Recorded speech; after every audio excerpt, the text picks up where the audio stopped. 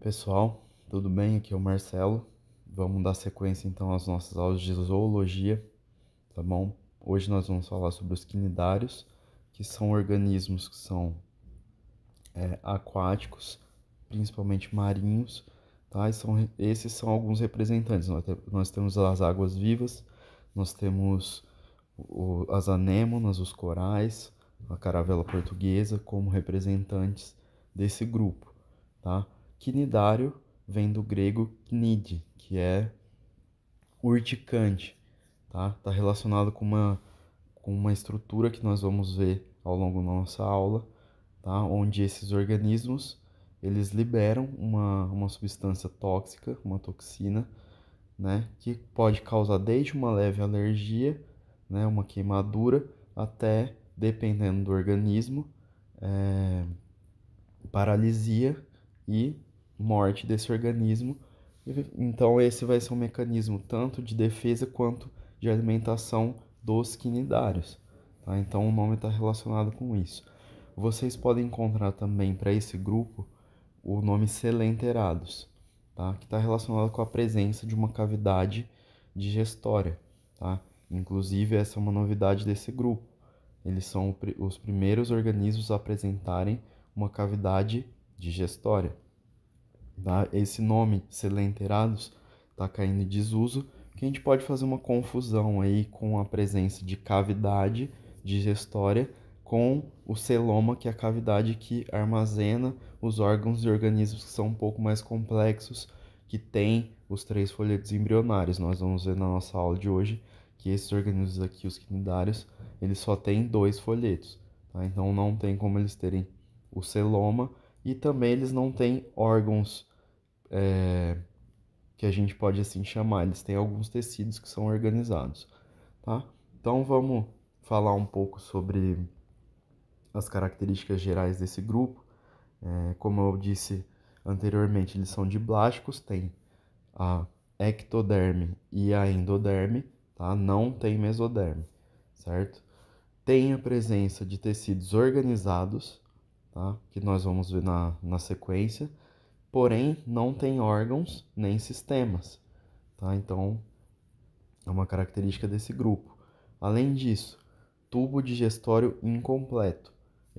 O tubo digestório desses animais é formado por boca, a cavidade gastrovascular, porém não tem ânus, certo? Então a gente considera ele como incompleto, tá? Importante, eles são exclusivamente aquáticos, tá? Não existem quinidários terrestres, certo? Além disso, são animais que podem ser fixos, né, que a gente chama de sésseis, que é o caso dos pólipos, que nós vamos ver que é um dos morfotipos, e podem ser também livres, como é o caso das medusas, tá? Eles têm simetria radial, quer dizer que a partir de um eixo central, se a gente traçar raios, né, saindo desse eixo central, a gente consegue ter uma simetria desses organismos, tá? Por último, como eu disse para vocês que eles não têm órgãos e não têm sistemas, a parte de respiração, excreção e distribuição desses nutrientes ou das excretas, como que vai ser feita? Vai ser feita por difusão, tá? Como a parte de revestimento, né, da ectoderme, ela tem contato com a água, a gente pode ter a passagem de oxigênio, por exemplo, da água para o organismo e do gás carbônico que é produzido na respiração celular para a água novamente por meio de difusão. Alguns nutrientes que vão ser absorvidos, eles vão ser passados por difusão de uma célula a outra, tá? Para a gente analisar um pouco da organização corporal, então a gente tem dois tipos que a gente fala: o pólipo ou polipoide, que tem a boca voltada para cima, boca e tentáculos voltados para cima, tá? São organismos que são fixos. Como representantes desse tipo, nós temos os corais, nós temos as anêmonas, temos as hidras, tá? E medusas, elas têm a boca e os tentáculos voltados para baixo, e eles são livre natantes, tá? Como o principal representante são as águas-vivas. Basicamente, todos os quinidários vão ter três tecidos bem definidos, que são a ectoderme, que é um tecido mais externo de revestimento, tá? Onde nós teremos células mioepiteliais. Mio, lembre-se que está relacionado com músculo, e epitélio com revestimento. Então, essas células vão ser responsáveis tanto por revestir o animal externamente, quanto contrair e dessa maneira fazer a movimentação desses organismos. Ou a movimentação para natação, no caso das medusas, ou a movimentação dos tentáculos para captura de algum alimento, por exemplo. Tá? Além disso, nós temos a presença de células sensoriais nessa ectoderme, tá? Sensoriais a quê? A luz, sensoriais ao toque, sensoriais à variação de temperatura, tá? Então, esses animais captam esses estímulos do ambiente por meio dessas células. E por último, nós temos os quinidócitos, que está em evidência em vermelho, porque é uma característica exclusiva do grupo, tá? É uma célula que só está presente nesse grupo. E nós vamos falar um pouco mais no próximo slide sobre os quinidócitos, tá? Na parte interna, né, abaixo da ectoderme, nós temos o tecido que a gente chama de mesogleia, tá? Que é um tecido de preenchimento. Essa mesogleia é composta basicamente por água, é um gel, tá? Que dá esse aspecto gelatinoso a esses organismos, tá? Então, ele vai preencher a parte interna do organismo, tá? Não confundam mesogleia com relacionando com mesoderme. Esses organismos são diblásticos, certo? Associada a essa mesogleia, nós temos diversas células nervosas, tá? Distribuídas ao longo do corpo do animal.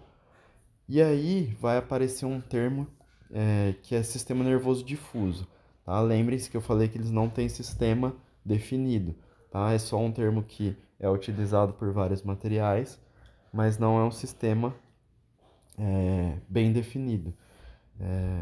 Essas células nervosas, elas estão dispersas, elas captam, né, a informação que as células sensoriais perceberam, e aí, a partir desses estímulos, elas vão ter reações, né, que não são reações coordenadas. A gente não tem uma centralização, uma cefalização aqui nesses animais. Então, a resposta é dada de forma que é descentralizada, né? Uma forma da gente observar isso é nas águas-vivas, na natação delas. Não é um movimento que é coordenado. Às vezes elas se movimentam para um lado, para o outro, de uma maneira que não apresenta uma complexidade, por assim dizer, na transmissão, né, dessa informação, certo? Como a gente consegue observar em organismos que são um pouco mais complexos, tá?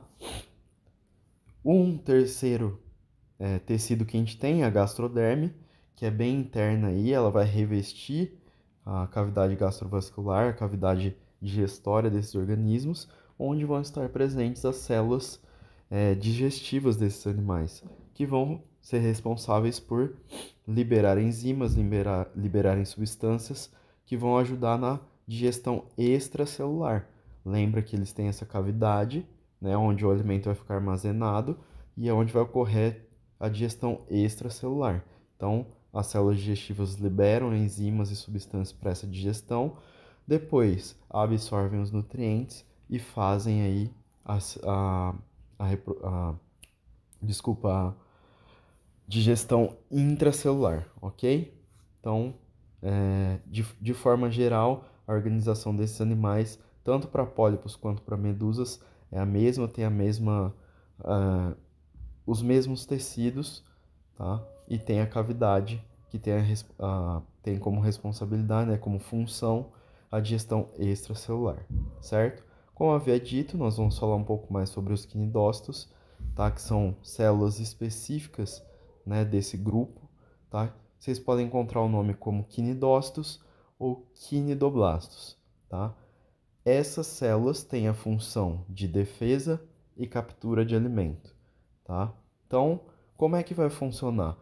Basicamente, nos tentáculos, a gente tem a presença de um grande número dessas células, tá? Se observarmos mais de perto, a gente vai ver que funciona com um sistema de gatilho, então o quinidocílio, ao ter um toque, né, no quinidocílio, ele dispara um mecanismo, né, que é onde está o nematocisto, que tem um filamento dentro e a toxina.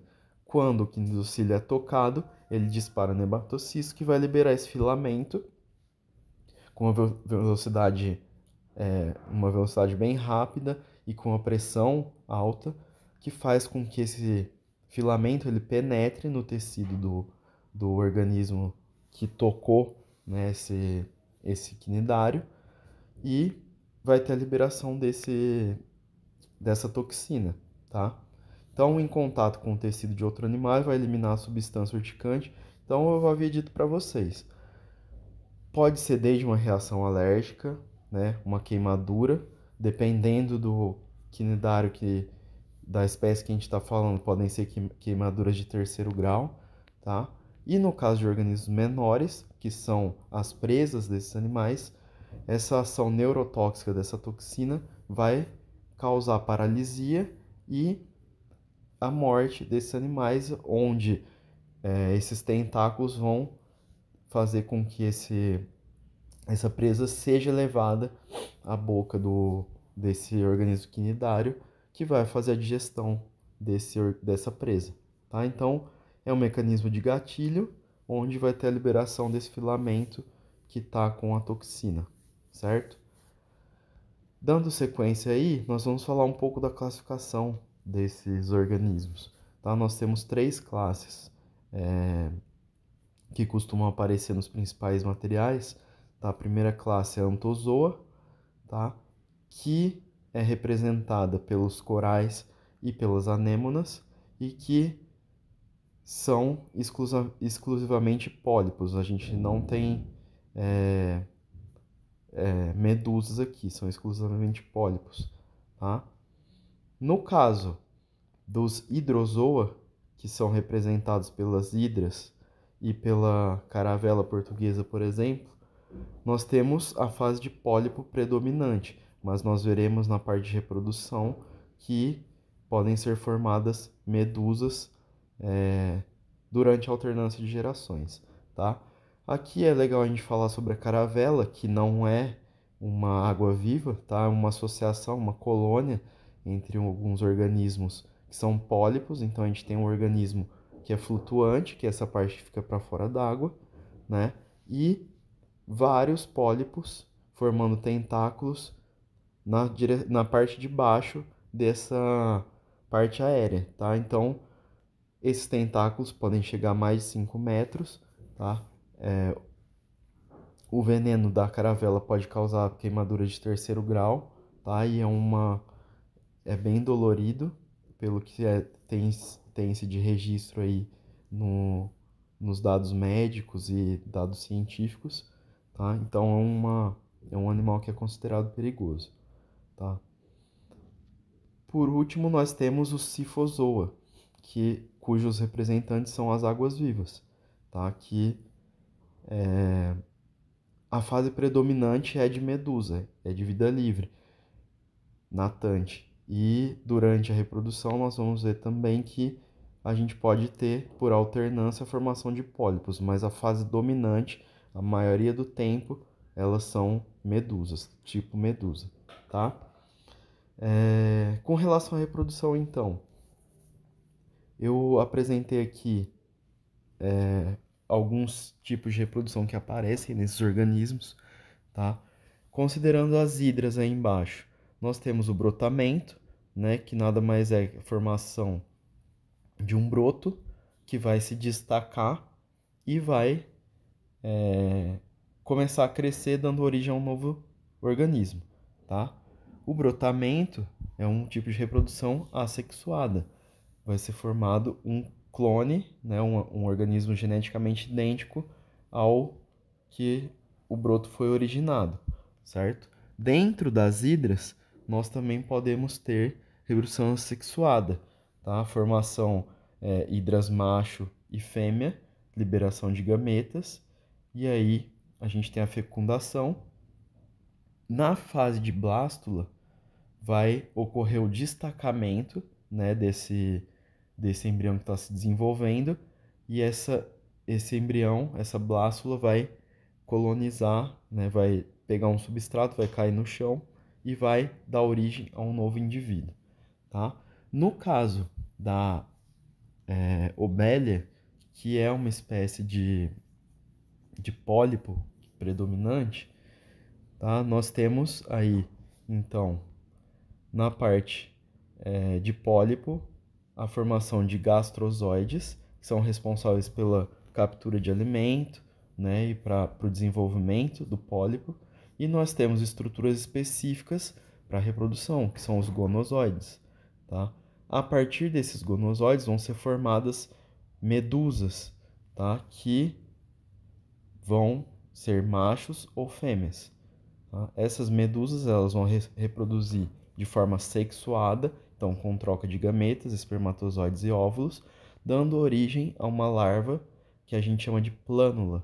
Essa plânula vai se fixar ao substrato e vai se desenvolver em novos pólipos. Tá? Então, essa alternância que a gente tem entre pólipo e medusa, a gente chama de metagênese ou de alternância de gerações. Isso pode ocorrer nas espécies de água-viva também, como é o exemplo da aurélia.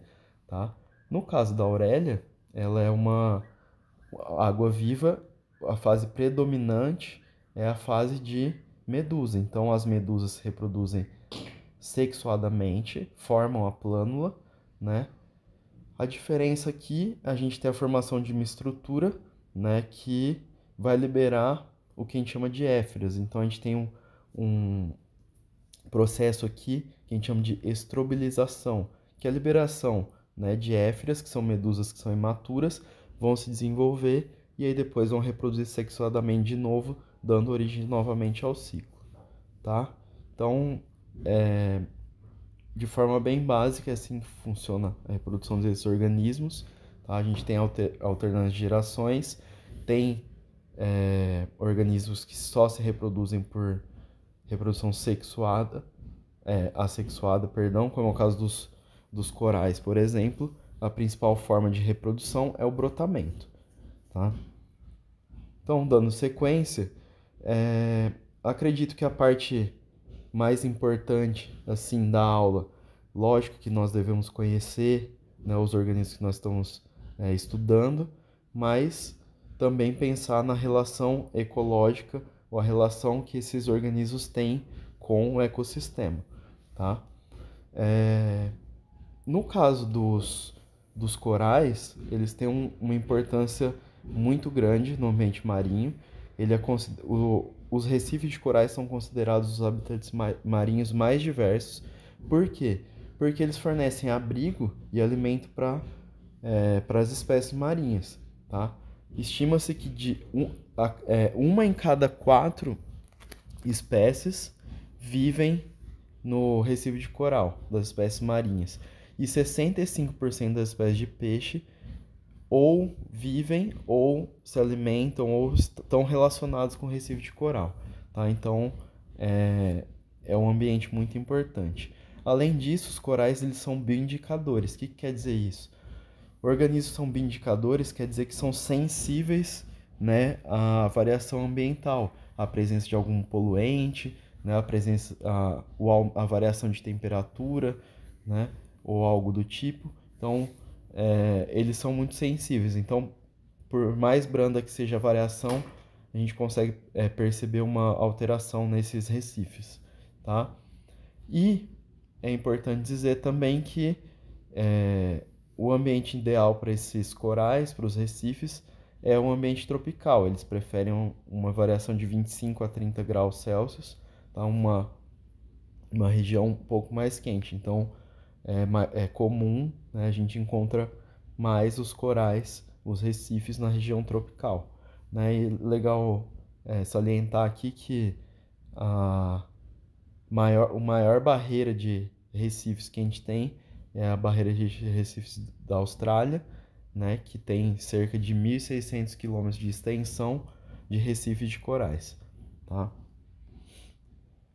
Além disso, a parte de relações ecológicas, a gente tem a formação de colônias, tá? Então, no caso dos corais, necessariamente os recifes não são da mesma espécie, então a gente tem uma formação aí de relações com vários organismos, tá? E associação desses organismos com várias espécies diferentes, tá? Como eu havia dito no último slide. Então, eles vão servir de abrigo, então a gente pode ter algumas relações com os organismos que vivem ali associados aos corais. No caso que eu tinha explicado para vocês também da caravela, ela é uma colônia, não é um organismo de uma espécie só não é só um organismo, são vários organismos juntos. Então a gente tem um organismo que é flutuante e vários organismos pólipos associados na parte de baixo que vão ter a função de capturar o alimento, de defender a colônia, tá? Então, quando a gente fala de colônia, considerando uma relação ecológica, a gente tem quando a gente tem a presença de vários indivíduos e esses indivíduos eles podem exercer diferentes funções para que a colônia funcione da melhor forma possível, tá? Um outro tipo de relação que é muito comum ver e aparece muito em prova é as relações de comensalismo entre o peixe palhaço e a anêmona e também entre o ermitão e as anêmonas, tá? O peixe palhaço é um caso, no caso ele não, ele produz um muco que ele fica como se fosse imune, né, a essa toxina que as anêmonas liberam. Então, o que que acontece? Ele utiliza as anêmonas por elas terem esses tentáculos e liberarem essa toxina, ele utiliza esse ambiente como um abrigo, tá?